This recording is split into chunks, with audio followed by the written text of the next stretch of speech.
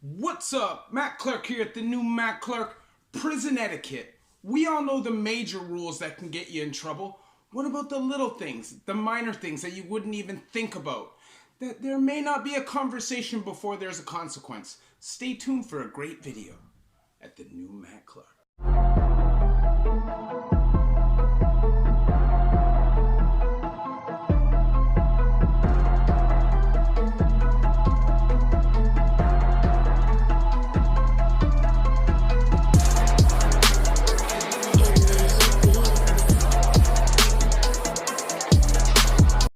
What's up? What's good? Matt Clark here at the new Matt Clark. How are each and every one of you doing on this amazing Thursday? I'm doing great. My girl's great. My work is great. My family's great. Everything in my life is great, and I hope everything in your life is great too. Obviously, I'm still suffering from this tooth crap, but I'm almost there. It's almost healed, and I'm starting to feel a little bit better. I want to say thank you to each one of my 1,444 subscribers. You guys mean the world to me. You guys keep me motivated. I'm glad to be back. We're going to get back to doing these videos. If you would like to see more videos, hit that like button, please. I want to see those numbers go up. Let's get those likes up. Hit that bell notification button after you hit that subscribe button so you get these videos when they're new. If you could share with somebody on social media, help spread the word. This movement is real. The movement is growing. And there's a PayPal option if you would like to donate, help, and support the channel. So, we're going to speak about prison etiquette. So we know the major rules, stuff that's obvious, stuff that's common sense, stuff that will get you hurt, right? Like no snitching. You know what I'm saying? Like the obvious rules. But what about the small little things? The small little things that newcomers who come in may not know are rules and may not get a warning. There's a whole bunch of them. But I'm just going to give you a little list today. It's maybe 8 or 10 of them. I don't know. I'm not even counting. But these are important. So if you're going in prison, you know somebody who's going in prison, you're thinking about, hey, maybe I might go in prison.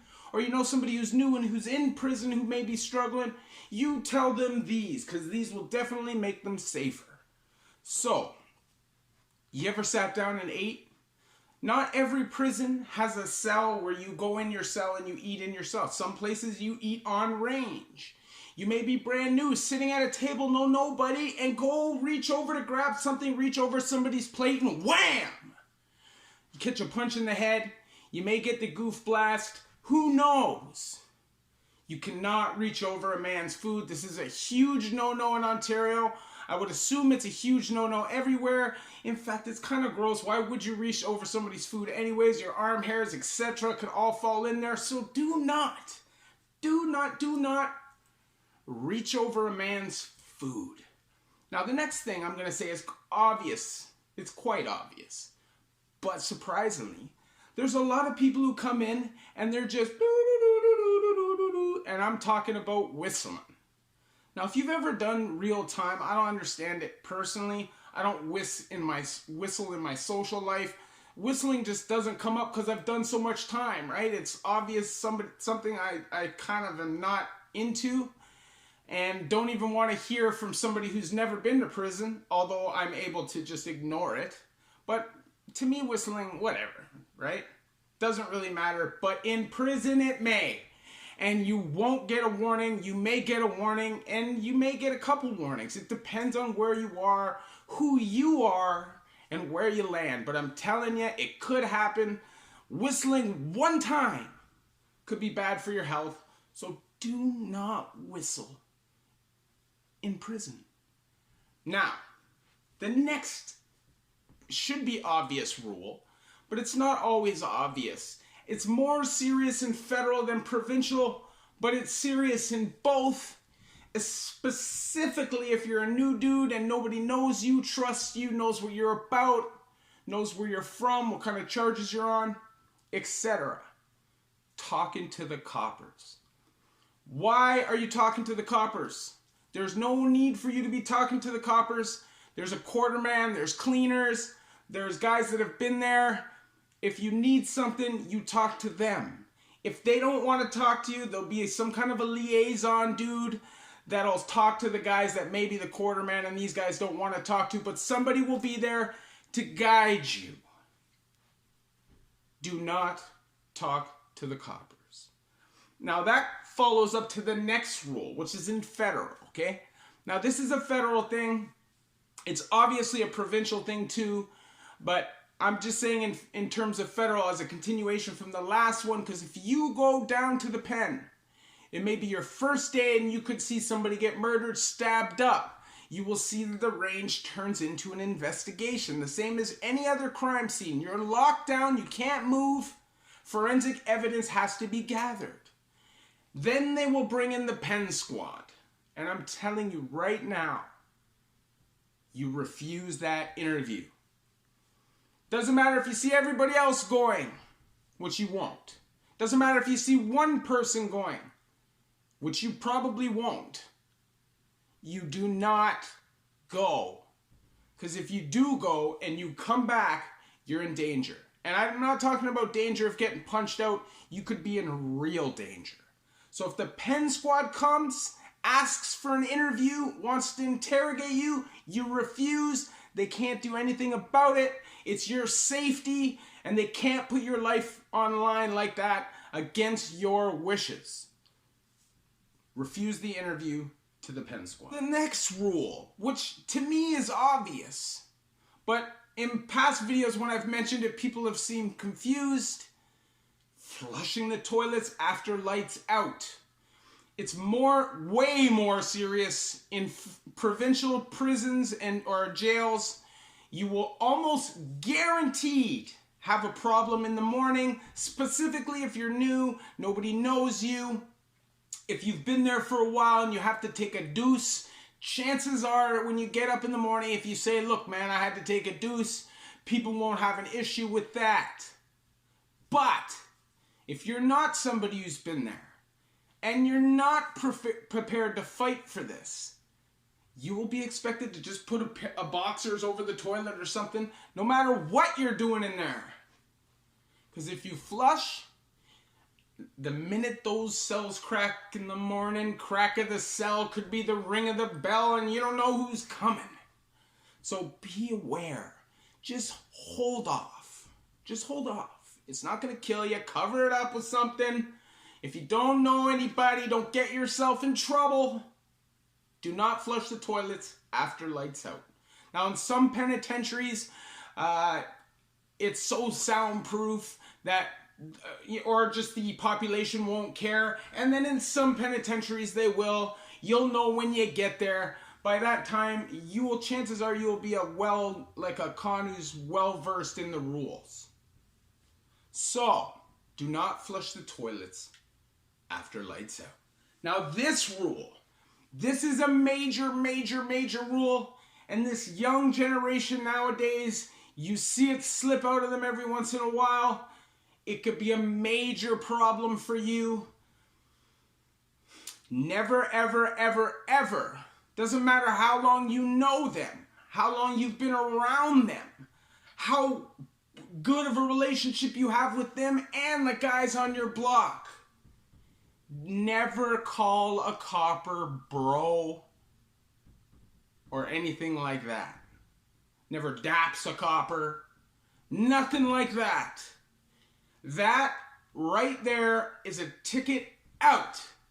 Doesn't matter where you are in Ontario. I guarantee if you're in a higher security joint and somebody sees you dapsing a copper, somebody hears you calling them bro, or, talking to them like you're friends, you could and will have a problem. So, never, ever call a copper bro. It is a sign of respect. Don't even call them sir. Just call them CO. It's the easiest way, it's the best way, and it's the best way for you to avoid confrontation. Call them CO. Never call them bro. Coming in next on this list is touching something that's not yours. And I'm not just talking about stealing. I'm literally talking about touching something that's not yours. You could simply be picking it up, moving it from one table to another. You're a new dude on the block.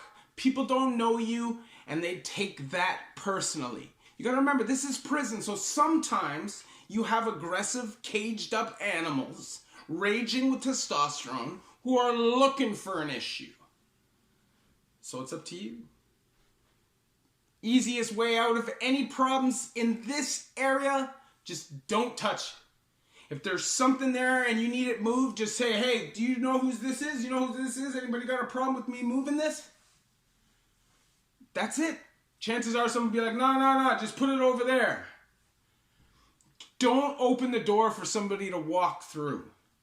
You gotta dot your I's and cross your T's.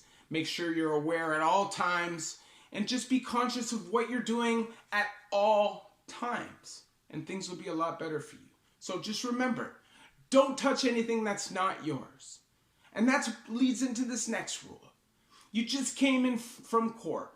You spent the whole night in the bullpen. And guess what? The judge gave you bail. He said at $3,000. All you got to do is get on the phone, call your people. They'll be there the next morning. You come in. What do? You look over. The phones are sitting there. There's 2 phones hanging. Oh, great. You run over. Boom. Pick up a phone. Go to make a phone call. Man, chances are you're in big trouble. Especially if that phone was hanging. Especially if you haven't taken a shower. Especially if they don't know you. In Ontario prisons, there's a rule. You come in from court, you take a shower, it's the first thing you gotta do. Doesn't matter who you are, it's not a budman thing. It's hygiene. You bring in bugs and colds and viruses every time you go out to the court. It's called respect, it's called courtesy. Think about the next man. When you come in, your hands are greasy. They've been in those dirty paddy wagons and stuff. Don't touch nothing, straight to the shower. And chances are, if you're new, you won't even have a chance. But if you touch that phone, whoo, I'm telling you, you may never touch it again. If you even stay on that block. If you don't get punched out. If you need to use the phone, you gotta ask. Especially if you're new. Most ranges have a phone system. They'll have certain amount of dudes on each phone. They'll have a schedule specifically at prime time, which is nighttime, which is when guys typically are coming back from court. So chances are, if you're not a name brand dude, it's going to be real hard for you to get on phone at night. If you talk to somebody kind, maybe, just maybe, they might give you a 2-second call so you can call and get your surety to court. Chances are somebody might be nice enough to do that. But don't touch it without asking. I'm telling you. Unless you're prepared to defend it. With all these things, you can do any of them if you're prepared to defend it. That's all I'm saying. And last but not least, this is something that most people wouldn't think about, but I'm telling you right now, this is bad for you in prison, and that is crying. Do not let anybody see you crying. Automatically, the radar is going to go off. Mans are going to see you as weak. They're going to see you as prey. They're going to see you as vulnerable. You can't show those kind of vulnerabilities in that kind of an environment because it'll make you look suspect. It's okay to cry, man. Big man cry. But most men can hold themselves in that situation. Now, if it's something like your mom died, there's exceptions. But if you're crying because you got bail held over for a month, you're crying because your girl's out cheating on you, and you're crying on the phone, people aren't going to take too kindly to that. That could get you in a fight. And not only that, it could just lead to you being outright prey. Depending on who you are. And remember, I'm not saying these rules and consequences will necessarily apply to everyone. Everybody's bit will be different. Everybody's circumstances will be different. Prison's a lot like the construction field. It's all about who you know. You could end up somewhere and be nobody who could even throw a single punch, but you know one dude that has pull and your whole time is great. You could have a problem with one dude. You don't even really know him all that well, and people know you know him, and boom, you got problems with everybody. So just keep in mind, I'm giving you these tips just so you can be aware and be more cautious and be more safe. The objective is to get out, get home, change your life, become a better you. That's what it's all about. That's all I want to do, is inspire people to be better, to do better for themselves, for their families, for their kids, and for their future. Nobody wants to spend the rest of their life in prison. If they tell you that, they're lying, or they're crazy, or they're just plain outright a loser. It's not the life for anybody. Sometimes it happens. Sometimes you gotta be there. Circumstances lead to you being there. And that's life. But nobody wants to be there. Anyways, if you like this video, please hit that like button. Please hit that subscribe button and that bell notification button so you get these videos when they're new. If you could share with somebody on social media, help spread the message, spread the word. The movement is real. The movement is growing. We're getting there. We're getting there. We're getting there. We're almost at 1,500. Man, you guys mean the world to me. I'm going to be putting up new videos every couple of days. Stay tuned for another great video. The new Matt Clerk. Love y'all.